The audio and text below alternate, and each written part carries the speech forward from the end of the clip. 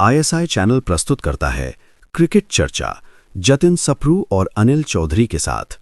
Show का नाम cricket का महामंच।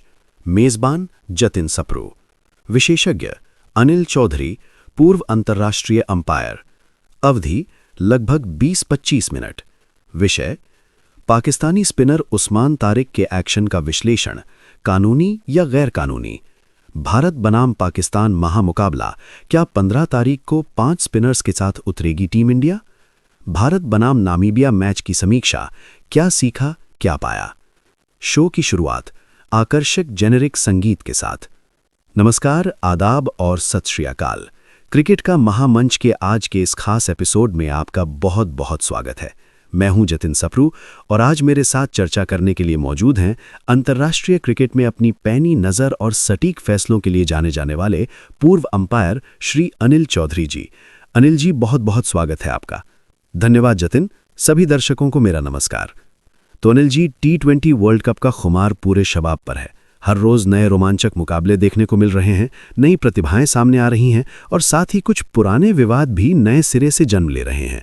और ऐसा ही एक विवाद जिसने क्रिकेट जगत में हलचल मचा दी है, वो है पाकिस्तान के नए स्पिन सनसनी उस्मान तारिक के गेंदबाजी एक्शन को लेकर। अनिल जी, पहला सवाल सीधे आपसे। आपने उस्मान का एक्शन देखा, कई दिग्गजों ने सवाल उठाए, कुछ ने समर्थन किया। आपकी अनुभवी आंखों ने क्या देखा? क्या उस्मान तारिक का एक्शन कानूनी है? जतिन, ये एक बहुत ही तकनीकी और संवेदनशील मामला है। देखिए, जब हम पहली बार उस्मान तारिक के एक्शन को देखते हैं तो ये निश्चित रूप से थोड़ा अपरंपरागत लगता है। उनका पॉज और फिर गेंद को छोड़ने का तरीका ये सामान्य नहीं है। इसी वजह से कई लोगों को, जिसमें कुछ पूर्व खिलाड़ी भी शामिल हैं, ये अवैध लग सकता है। मुथैया मुरलीधरन जैसे दिग्गज ने तो इसे पूरी तरह से अवैध करार दे दिया है। जी हां, और जब मुरलीधरन जैसा कोई गेंदबाज जिनका खुद का एक्शन हमेशा सवालों के घेरे में रहा, वो अगर ऐसा कह रहे हैं तो बात गंभीर हो जाती है। बिल्कुल, लेकिन हमें यहां भावनाओं से नहीं बल्कि आईसीसी के नियमों से चलना होगा। आईसीसी का नियम साफ कहता है कि गेंद फेंकते समय गेंदबाज की कोहनी 15 डिग्री तक मुड़ सकती है। अब मैदान पर खड़े अंपायर के लिए या टीवी पर देख रहे किसी भी व्यक्ति के लिए नग्न आंखों से ये बता पाना लगभग असंभव है कि कोहनी 15 डिग्री मुड़ रही है या 16 डिग्री। इसके लिए बायोमैकेनिकल लैब में प्रॉपर टेस्टिंग होती है। और ये जानना महत्वपूर्ण है कि उस्मान तारिक को पाकिस्तान सुपर लीग के दौरान 2 बार संदिग्ध एक्शन के लिए रिपोर्ट किया गया था और दोनों ही बार उन्हें लाहौर में पीसीबी की मान्यता प्राप्त लैब में परीक्षण के बाद क्लीन चिट मिली थी। तो इसका मतलब है कि तकनीकी रूप से वो अभी भी कानूनी गेंदबाज हैं। लेकिन अनिल जी, उनके एक्शन में जो एक लंबा ठहराव, पॉज है, क्या वो नियमों के दायरे में आता है? देखिए, जहां तक पॉज की बात है, गेंदबाजी एक्शन में विविधता लाने के लिए गेंदबाज ऐसा करते हैं। नियम ये नहीं कहता कि आप अपने रनअप में एक निश्चित गति से ही आएंगे। जब तक गेंदबाज क्रीज पर एक अस्वाभाविक हरकत नहीं करता जो बल्लेबाज को पूरी तरह से विचलित कर दे, तब तक इसे कानूनी माना जाता है। रविचंद्रन अश्विन ने भी इस मामले में उस्मान का बचाव किया और कहा कि ये उनकी नियमित गेंदबाजी एक्शन का हिस्सा है और इसे कानूनी माना जाना चाहिए। मैंने व्यक्तिगत रूप से उनके एक्शन का विश्लेषण किया है और मुझे भी लगता है कि जब तक आईसीसी की लैब इसे अवैध साबित नहीं कर देती, हमें उन्हें एक कानूनी गेंदबाज ही मानना चाहिए। उन्हें क्लीन चिट दी जा चुकी है। बहुत ही गहरा विश्लेषण अनिल जी।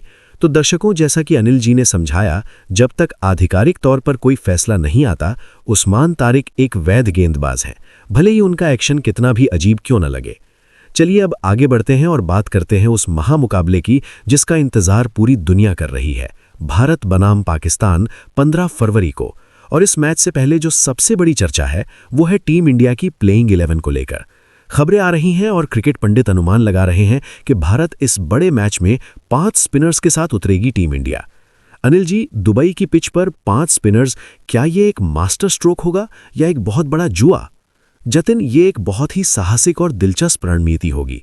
अगर हम हाल के भारत के चैंपियंस ट्रॉफी स्क्वाड को देखें तो चयनकर्ताओं ने 5 स्पिनरों को शामिल करके अपने इरादे साफ कर दिए थे, जिसकी काफी चर्चा भी हुई थी।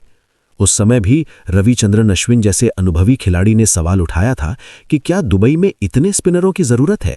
ILT20 के आंकड़े भी बताते हैं कि दुबई में तेज गेंदबाजों को ज्यादा मदद मिलती है। वही मैं कहना चाह रहा था, पाकिस्तान के पास एक मजबूत पेस अटैक है। क्या हम अपनी सबसे बड़ी ताकत यानी तेज गेंदबाजी को कम आंक रहे हैं? यहां 2 बातें हैं। पहली, हाँ, पाकिस्तान की ताकत उनकी तेज गेंदबाजी है, लेकिन उनकी बल्लेबाजी स्पिन के खिलाफ हमेशा थोड़ी संघर्ष करती नजर आई है। भारत शायद इसी कमजोरी का फायदा उठाना चाहता है। कुलदीप यादव, रविंद्र जडेजा और अक्षर पटेल की तिकड़ी किसी भी बल्लेबाजी क्रम को ध्वस्त कर सकती है। वरुण चक्रवर्ती एक मिस्ट्री फैक्टर लाते हैं। दूसरा पहलू यह है कि 5 स्पिनर का मतलब ये नहीं है कि पांचों विशेषज्ञ स्पिनर होंगे।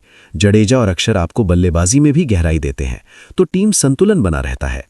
ये रणनीति पिच की स्थिति पर बहुत निर्भर करेगी। अगर मैच के दिन पिच सूखी है और गेंद रुक कर आ रही है, तो ये रणनीति पाकिस्तान के लिए घातक साबित हो सकती है। लेकिन अगर पिच में थोड़ी भी नमी या घास हुई, तो ये फैसला उल्टा भी पड़ सकता है। यानी ये एक दो-धारी तलवार है।